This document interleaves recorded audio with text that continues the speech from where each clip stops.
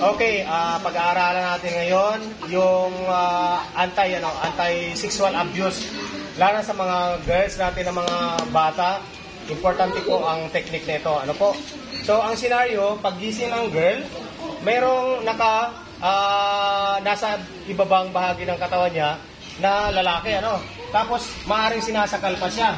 Okay? So, kaya nyo, instead na pagsasampalin niyo yung tao o kalmutin niyo, lalong magagalit yan. So, baka mamaya durugin yung mukha nyo. Kung gawin nyo, kailangan gamit kayo ng technique.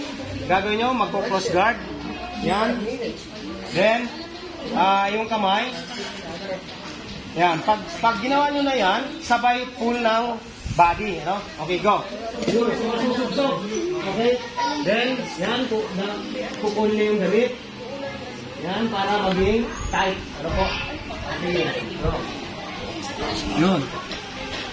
Sige, mahigpit. Yan, kasalubong. Okay. Then, hila. Hilahin mo, then push. Yan, go. Go, tuloy-tuloy.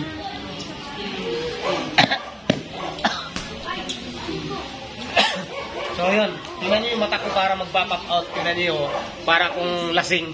So, ganun yung effect noon, parang ano, tapos magdidilim yung paningin ng tao. Actually, 12 to 15 seconds kapag nag-sink in yung choke.